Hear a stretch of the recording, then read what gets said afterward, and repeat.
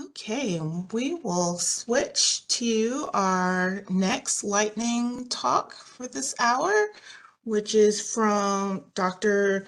Dereth Drake-Scheuermann from Valdosta State University, who serves as a professor in the physics and astronomy program there for the last 11 years. And prior to that, she worked as a researcher at the University of Iowa in the space physics group.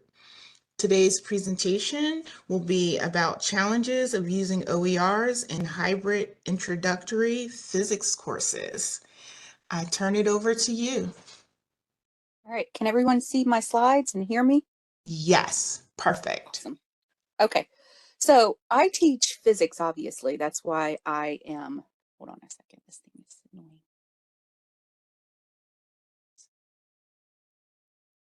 Okay, so I teach physics, and one of the things that we all know is COVID changed the way we teach. It had a profound impact on everybody. We went from teaching fully face-to-face to teaching basically online in a blink of an eye for a lot of faculty. For us, we were told the Friday before spring break, hey, when you come back from spring break, you won't be coming back. So be prepared to teach online. And it was a very trying time for a lot of us who had never actually taught online. But once COVID kind of went away, we started realizing that there were a lot of benefits to teaching online, and there are a lot of benefits to teaching face-to-face. So one approach that was taken, and this is what I currently teach, is to go with the hybrid approach, which is 50% online, 50% face-to-face. So typically for the physics course that I teach, the introductory algebra-based physics class, the students actually come to class and lecture 1 day a week. They do labs that same day, later in the afternoon. And then the other day, we have a lecture and a recitation, but that is completely online. So it allows them to have both parts to it. So they get both the online and the face-to-face interaction with the faculty, and it seems to be doing really good. And the most recent data we got at our university for how good hybrid courses are is that they do just as well as fully face-to-face classes when it comes to student success and DFW rates. We're seeing the very same thing. And this comes from our administration at Valdosta State University, based on their own studies of the different course options that we have at Valdosta State. So for us in physics in particular, there are a lot of resources, and it all kind of started with OpenStax. OpenStax is coming out of Rice University, and the group there that actually started it was the Department of Physics. So their very first book was the college physics textbook. And that's what's shown up here on your left-hand side of your screen. So when it comes to OpenStax, it's a very well-known repository of textbooks, and they're constantly looking for new books and updates to books and so forth. And I think 2 talks ago, Mr. Mack said something very similar, is that he uses the OpenStax books for his history course. And so they're very well received. They're easy to use and they're free, which is wonderful for all students. And particularly in physics, because of OpenStax kind of showcasing how to do this very early on in the process, there are lots of options out there. However, not all OERs out there are very conducive for hybrid style courses, because in hybrid courses, you don't have just face-to-face or just online. You have to have that combination. So your resources have to be good both with the face-to-face group and with the online group. And it means that you get the challenges and the successes of both of them.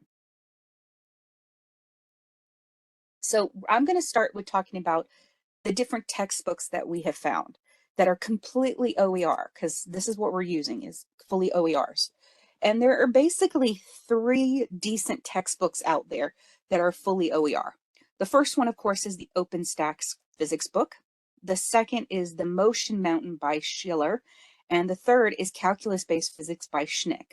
Now, calculus-based physics, it says calculus-based, but honestly, a lot of it's algebra-based in that book. It doesn't have as much calculus as you would expect. And so technically, all 3 of these books are good books for the OER to use as an OER for our physics course. And there are lots of different books out there that you can find for every STEM major, in particular, the STEM fields. There's lots of different books. But as I said, there are pros and cons to using everything.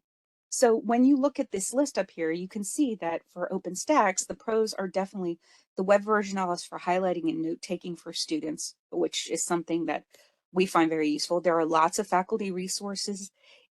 You have easy offline access. You can download chapters, or you can PDFs, or you can download the entire textbook so you can easily read it offline.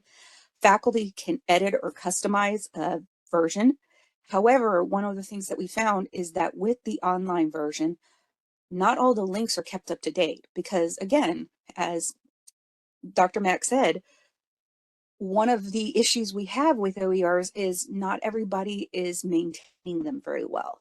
So when you have an OER like a textbook, you have to be aware that sometimes those links will fail.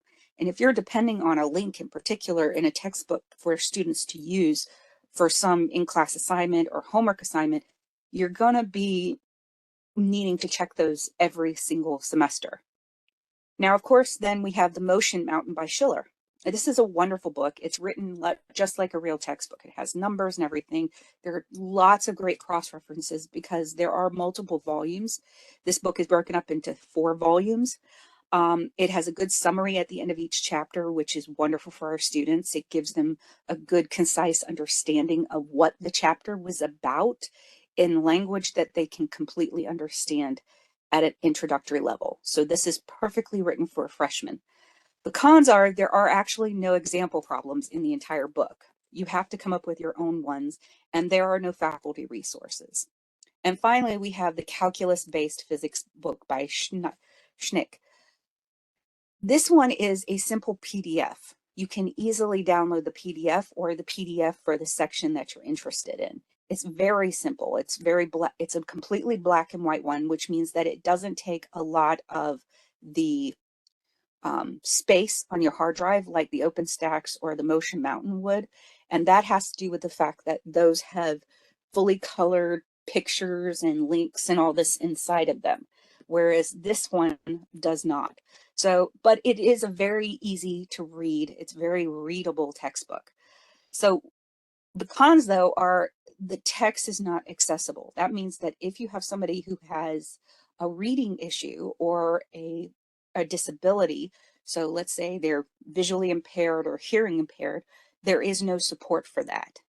And there's a lack of support for problems with the written text. What that means is that if there's an issue with the problems in the textbook, if the solutions are incorrect, there's no way for you to fix it. You can't just send in a request for them to update it like you can with the other 2 resources. So when you're actually using OER textbooks in a hybrid course, you have to take into account all of these different things. Do they have resources for you? Is it readable for the student? Can you easily access it offline? And what can you do with it? So for us, the one we chose to go with is the OpenStax because it was the most useful for us and it provided the best. It had more pros than cons with it, even though the links don't always work. So when we are focusing on this textbook, we have to figure out a good way of being able to use this textbook both in class and online. And this is true for any class that uses OERs. You have to be able to have the textbook where you can share it in Teams or Blackboard Collaborate very easily, but you can easily access it when you're not online. You have to have both of those things going at the same time with this textbook. One of the issues that we ran into with this and all the textbooks I'm talking about, even with PDFs, is that Macs and Microsoft computers, they're not always compatible. And that's something that you have to definitely check is your OER resource compatible with not only Windows computers, but also with Macs? Because we do have students who use Macs. There's a lot of Apple products out there. In some institutions, they have an Apple store very close to campus or on campus. And with the college physics in particular, we found that there were a lot of issues with the fonts on Macs. When you open them, some of the equations get messed up. Sometimes the fonts, when they have special like Greek letters or terms, when they highlight the term and underline it, it can look strange and the term gets messed up. It's very weird. And then of course you have to make sure that your textbook is both mobile phone and tablet compatible, because not all textbooks are. The college physics one is actually really good on the tablet. It's a little messy with the GIFs at times on the mobile phone, and you can't really do their embedded simulations and links that they have inside of it. And then the other issue, particularly for the mobile phone version of it, is that the words actually run off the screen. So you have to turn your phone landscape wise in order for you to see some of the words, but then you have to turn it back the other way to see the rest of the words. So it's a very strange issue that they have. But this is something we found with a lot of the hybrid textbooks, is that they have these issues. This is a very similar issue for all of these different textbooks. So if you ever teach a hybrid course, you have to keep this in mind. It has to be Mac and Windows accessible. It has to be accessible both online and offline, and it needs to be mobile phone and tablet compatible. If it's not compatible with all these different resources, it's not going to work in a hybrid course, because the hybrid course depends on all these different pieces coming together and working together. So it was a lot of fun trying to figure this out. But again, we went with the college physics textbook because it is the most well-known and the best documented of all the textbooks. It's been around the longest, and it's easiest, and it has the least amount of cons. So now I'm going to talk about labs, because this is the other part for STEM faculty that's really important, because we don't just use a textbook, we also have lab components. And when it comes to OERs, you actually have two options. You can create your own at-home lab experiments for students to do, or you can use simulations and models that are available online. And again, there are pros and cons. One of the things to doing at-home experiments is that it's very hard to reduce the error. And when I say that, I mean, when a student runs their experiment, they may get a 1000% difference in values, because we're not there to make sure they're doing the experiment exactly the way it's intended to be done.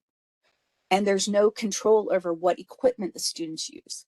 However, the benefit of it is that you can do this with basically low or no cost experimental setups. You can create setups using soup cans, which is one of the labs that we do.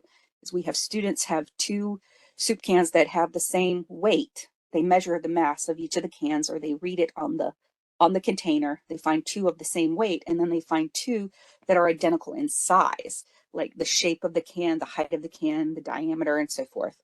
And then they compare those as they roll them down a makeshift ramp. And so students can do at-home experiments pretty simply with equipment. But again, there are cons to it. And then the other option, in order to eliminate that area, is to do the simulations and models. And our students love doing these, because they're so much fun, particularly the PhET simulations, P-H-E-T. If you're in a STEM field, this is a great resource to use. If you're a librarian, this would be great to add to your LibGuides. I'll show a link on the next slide. But these simulations are kind of fun. They're kind of like doing a video game. They have challenges in them and so forth. And you can perform some complex experiments without requiring students to have the stuff at home. The only problem is that if there are internet issues at any point for a student, they're not going to be able to complete the lab. So the way we got around this is we actually chose to use both options in our hybrid class, as we do at-home experiments, simulations and models, and we do in-class labs, traditional labs as well. So the PhET simulations, as I mentioned, this is over here. It's the PhET interactive simulations, and it has tons for all the different STEM fields. Physics, biology, chemistry, geosciences, all of them can find some type of PhET simulation that is going to be useful for them.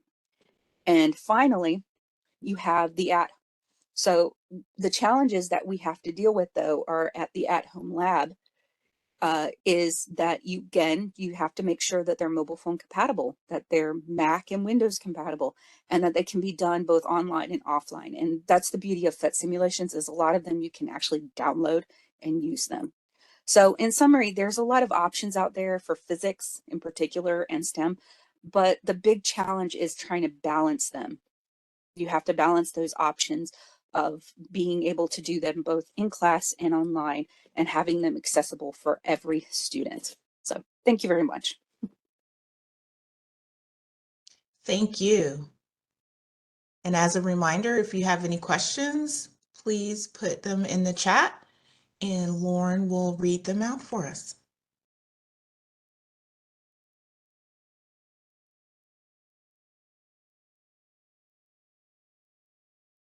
I think everyone's trying to wrap their minds around the physics piece of it.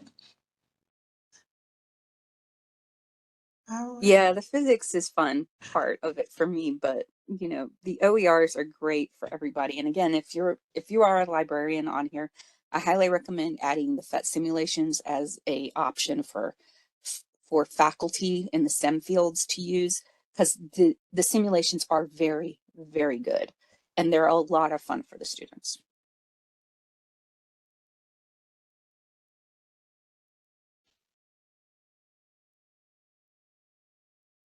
So there's no questions so far, but there's lots of thank yous. Marianne said that was good information about some of the potential issue of things to watch out for.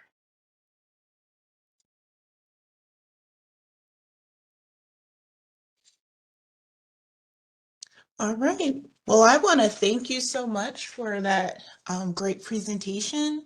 And we have finished our first hour of lightning round talks, and I want to thank you. And I am going to now turn it over to my colleague Netta, who will facilitate the next round of lightning talks.